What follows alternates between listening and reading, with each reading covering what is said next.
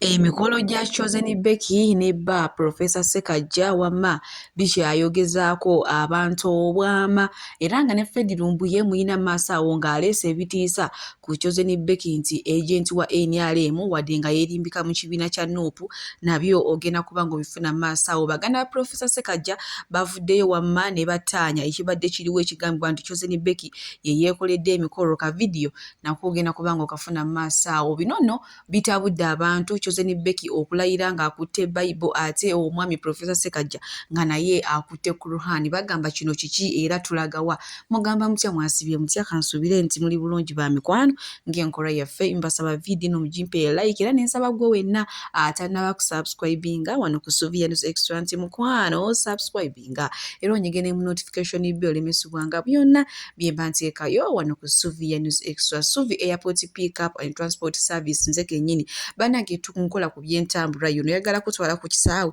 oyagala kujja ku kisaawe oyagala kutwala mu kyalo buno obudde bwa nnaku nkulu oyinza okuba nga olina famire yo oyagala genda ku paati oyagala genda ku beach oyagala genda ku digidamu nkubiraako ze ngenda kubanga wamma byonna mbikolerako ddala. Munange Fred Lumbuye ate mulowooza taleese ebitiisa ku Chosen Becky.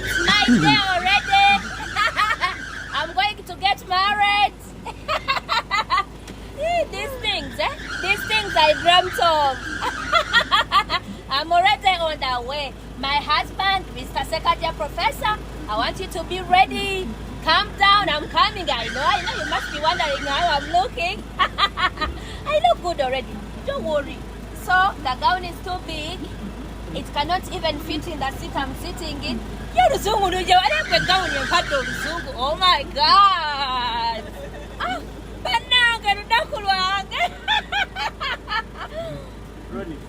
Omugole ye bannange n'eddalu bali bati tebeeta neera nga amaaso wano na Fred Lumbuye ye n'avuddeyo n'alumiriza Chosen Becky ne bba Professor Ssekaggya wamu ne ex wa Chosen Becky awo omukulu dictator Amiri oba taata Heather. Munnange bano boolaba ba agenti ba NRM muwadde bagezaako okwekeka mu kifaananyi kya NUP naye mbu mukwano mbu era ne ssente zaakoze emikolo zaava mu NRM mbu era munnange Chosen Becky mu mwegendereza ebiki n'ebirala. Eri omukyala gwe bayita Chosen Becky n'omwami wa tuba tetwagala nnyo muwabudde neera nali nemwesonyiwa naye njala mugamba ekigambo kimu mukyala si gwe asoose okuwasa omusajja naye sente z'olina eza siteeti zeekuwa okutandika okubuzaabuza abantu gwoloze nti embaga yo yesinga ey'amajanja era n'otulaga nti mu Uganda gw'osingamu maama tukimanyi nti oli state funded. Si gwe asoose okuwasa omusajja era si gwe asoose okubeera omukazi. Tuyambe gye ebintu byo ku social media kubanga tukimanyi bakusindika kukola bintu ebyo tukimanyi bulungi nnyo ne tukwegayiridde leka ensi etambule. Gwe bakusindika kujja ku media embaga yo eyagala kusinga y'amajanja kuba tukimanyi nti state ekusasulira n'abantu bangi abali mu kintu kyo bangi nnyo era mwegendereze nnyo bavuga ekintu kino kuba ne boyfriend omukadde naye mwali bwe mulaba engeri gyakolamu ebintu byonna it's a script empandiika obulungi ne boyfriend omukadde naye mwali script gye batambuliramu na buli kimu kyonna naye mwali kati nono bamuteeka bazanye ebintu by'okubabuzaabuza so njala bategeeza mutegeeze abantu abo baleme bajja ku bulamu oba ku kintu kyabukulembeze nakukyusa gwagwe mulimu gwabwe oba omuntu ayogedde people power ekyo basobola muga nga tukyogere kijja kuyita abantu bakulowooze nti otegeera ekyo mukitegere bulungi temuddamu ku amakulu bintu bigenda mu maaso mu Kampala ekintu kiri kimu kukyusa ggwanga ekintu kyonna kitakyusa ggwanga mugambe bulungi nti abantu abatwesonyiwemukko bwe tunambala nga tumaze okukyusa eggwanga egyo emikolo bajja giri ne banaaba eyambulidde mu paaka empya we don't have any problem but currently tulina ebyokukola bingi nnyo ensonga ezirimu abantu nnyingi. Fred Lumbuye ye munange bwatu bwagala ensembo Chosen Becky agenti mbega wa NRM yadde yeefuula wa NUP naye era nga mu kiseera kye kimu bo munange Chosen Becky ekikola kino kye yakoze eky'abaana okubawa bino ebipande nga bakakasa nti bafunye taata afaayo bafunye okitegeera ba abantu abamu basanyukidde naye nga nange ndi ttiimu Chosen Becky bannange abasajja bakola abaana b'abakazi ebintu eyo mwe mutamanya singa abakazi bakeera okuvayo ne boogera abasajja ebintu bye babakoze oyinza n'okukaaba n'obudde ne bukya n'amaziga ne gagwa mu kiwanga kati nannananna bamutuuma linnya eryo singa asidi muyina maaso wano nga naye yeebaziza Chosen Becky ekikolwa kino kye yakoze abaana bafunye taata omutuufu taata bw'afaayo nze ndi kusaidia bw'ojawukana n'omusajja nga omusajja is not being a good dad okufunira abaana bo a father figure era n'olw'ensonga eyo Becky weebale okubeera my student n'okuba n'obupande n'ogamba finally we have a father figure finally we have a caring father bannange Becky mumumpeere emitima njagala emitima gya Becky 1 akakazi akampi kasinze abakazi abawanvu ebyatulema wandikaawo ndikusaidia Becky abasajja mwatujooga ndikusaidia Becky Suvi Airport Pickup era nga tutambuliza ddala abantu okubajja ku kisaawe n'okubatwala ku kisaawe. Tulina badriver abalungi ate nga tulina ne free wifi. So gwe wenna mukwano gwange okwewala abafere okugwa mu babbi kola kintu kimu kubira Suvi Airport Pickup ate osobole okutambula obulungi era n'ebintu byo osobole okubituusa ewammwe wamma nga tewali kibbiddwako. Tukubireko ku namba z'essimu eziri awo WhatsApp n'okuba direct call tugenda kubanga ate ensonga ezo tuzikolerako ddala. Oba oyagala muzadde wo oba baana bo basengaawo jjajjaawo akusurprising oyagala kusurprisingire ku kisaawe ebyo byonna mukwano wano Suvi Airport Pickup tubikolerako ddala. Mukwano okujjukiza weewala abafere kolagana na Suvi Airport Pickup. Ate nga bbeeyi yanseko buseko kati simanyi gwe wena atannaba kubuukinga Suvi Airport Pickup omukama bankubire tutambule bulungi. Tambula ne Suvi Airport Pickup and Transport Service togenda kwejjusa munange abaganda ba Professor Ssekaggya bavuddeyo ne bahakasa nti ekyamazima Chosen Becky mumuwaayiriza muvumira bwereere bibine n'ebigambo byemumuteekako mu yeegulira ebintu yakola ki apaana mukazi wattu bonga nti famire etudde eyina ekiyitibwa empapula za ssente era omusajja ng'awa ebirabo awadde omuvumbo w'ensimbi n'agwa Chosen Becky ne Professor Ssekaggya agambye nti bannange ekyamazima Chosen Becky ne luba lw'ataano ku mikolo gye talusonzeeko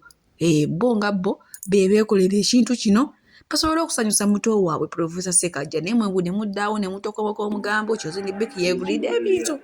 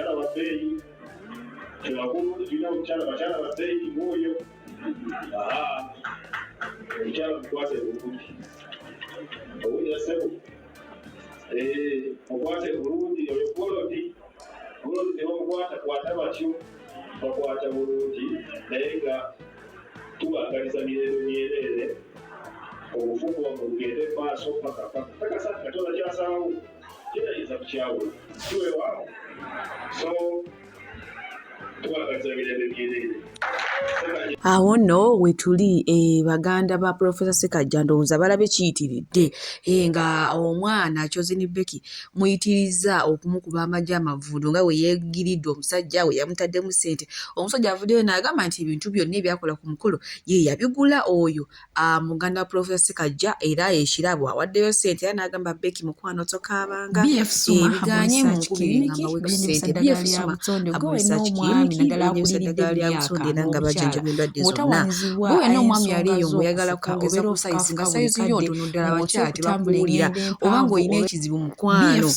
nga gwe tomala okubeera wakatandika okunyumirwa akazannyo ng'omukulu agwa bugwe so okubira kuba BF Suma gwe wa omukyala nawe ng'olina bbaawo ng'omanya alina ekizibu ekyo tutuukiye tugenda okuba nga ate ekizibu kya bbaawo tukikukolera ku dda ate nga tukwadde bibali mu nsi yonna gy'obeera olimu otawanyizibwa okufuka ofuka omusulo gulimu peyini oyagala kulabika bulungi oyagala kuddawo toyagala kukola kizibu ekyo nga kuba BF Suma bagenda kuba nga wamma bakolako bulungi nyote neewuunya abantu muddeyo muna ne mufa n'ebirwadde naye ng'ate ba BF Suma weebali munange kino nno akyanyiizizza abantu abamu naye ye abantu b'oku social media bamanyi bye baagala bo wamma buli omu simanyi nakumanya munange nno mu kulayira Professor Ssekajja yakutte Quran ate Chosen Becky n'akwata Bible kati ne bagamba dda akabadiki akabadde awo ate pengepenge mumanyi si atasirikira bwerere leero baaba yafunye ekyokwogera mwaka mulamba era muyina maaso wano asabudde Chosen Becky nga we yeewasirizza omusajja mbwira omusajja agendera ku kabiina ka Chosen Becky bw'ati tasobola kukyuka yadde okugaana yadde okumagaamaga naye omulala Bayibuli nga bagira ebiragiro exchanging vows. Nebuuza terabadani we natuuka nga Sekani adde waabwe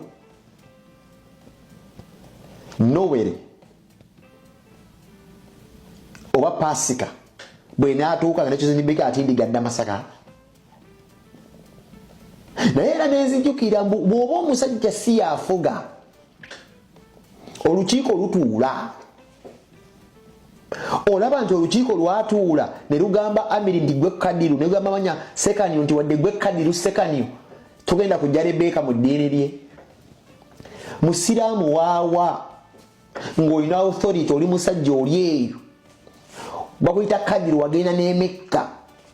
omukazi n'agamba tonzija mu ddiini lyange nze ndayiza Bayibuli ng'olina ssente ng'olina sse mu maka andaweya ya Paul eri gye baagula lwiki gye yabaleetera nga agije mu Amsterdam mu ddi ekyeru kyakulaga lunyo nti Chosen Becky yavuga omuvubuka aliwo byalakizale ali materialistic gains oba owandiika ki serwajja okwota eyajja okuba Chosen Becky olugalo emabiga abeere nga afundikira bba ebyapa kuba yakisobodde okuguma n'agamba nze kanzire mu Quran abazadde tebanyombesa naye alina ekigendererwa ne sipiidi yo ng'etambudde nnyo bano bagoba ki twagala okujugiza Chosen Becky nti wadde embaga ogikubye it is evident tekigenda kuvaawo nti wayeeda kati ng'eba kututte Dokita Pengo oba Kansala Pengo kikyayinza okukusibira ntana kikyayinza okukusibira nja kugamba genda owulize kali akayimba is a come is a go mwenna mukawulirize kuba gwe wamala ebiseera nga gwe okuba abantu abo ebifaananyi gwe Sekaniyo ng'omanyina okubalimba mbu kati mpaako 10 simanyi ngenda kubaleetera zi negativu zammwe sente zimu n'ozikumpanya n'ofundikira n'oyo omuwala obwangu bwakozesa otwala Chosen Becky oba obwangu Chosen Becky bwe yakozesa okufuna bw'agenda okukozesa okufuna omusajja omulala oba naye bw'ogenda okukozesa okwefulya Chosen Becky ofune omukazi omulala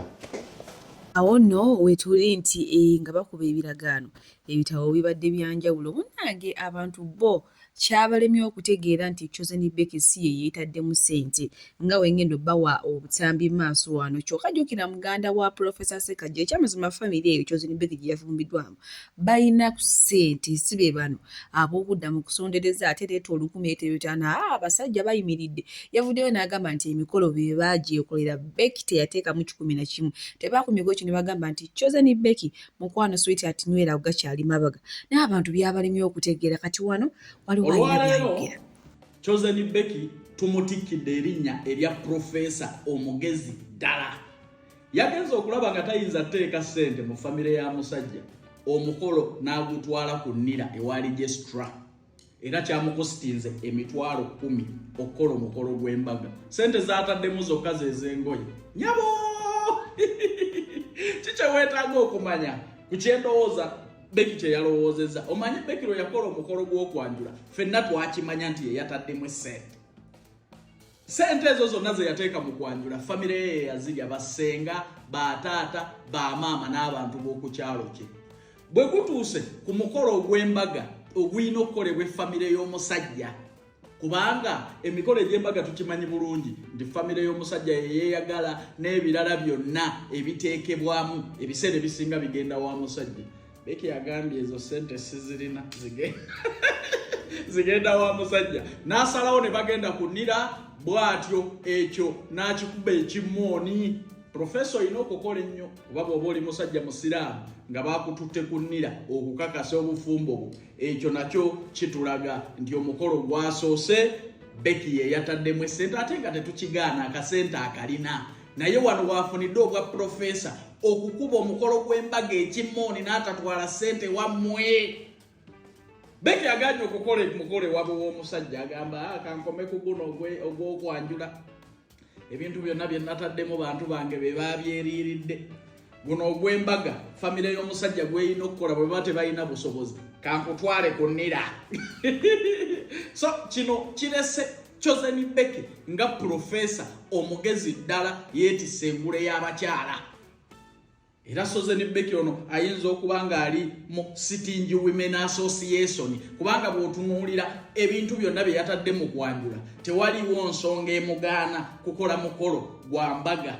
naye olw'okuba nti ogw'embaga guno abafamire y'omusajja be basinga okufunamu agambye nno tugende ewa DC ekintu tukiggalira awo biri bye nasaasaanyiza kasita famire yange yeefunyeemu fe abasigala bafunye. Abalungi abatuwuliriza era abatulaba olunaku olwaleero tukyaddeko ewa Sheikh Ashraf Dembe. Sebo nsanyusa okubalaba amannya agange nze Sheikh Ashraf Dembe akola ku bizibu by'enjawulo omuntu singa aba alina ebirwadde musomereddwa tumuwa amazzi ga lukuya nga bw'obadde ogalaba tugenda abantu ku kyoto ne twokya emizimu emibi egibabaamu n'okulomba edduwa abantu singa abeera ng'ali wano atuuse sobola okumulombeera edduwa ne waba atatuuse nga mpadde amannya ge naye ng'ali wala neetaase ennamba yange yeeno eri 0707363711 nammwe bannyinaffe abali ebweru oyagala okuba nti oyagala okulombera ku dduwa ng'olina ebizibu viza zibuze amaka gakolongotana sente zikola zimpita mu ngalo ojja kumpeereza ekifaananyi kyo n'amannya go ebyo byokka bijja kummala nja kukulombera edduwa ojja kutereera olunaku olusembayo mu mwezi mba n'edduwa eyawamu ffenna n'abalwadde bange abakadde n'abapya. Salaamu alaikum warahmatullahi wabarakatuh.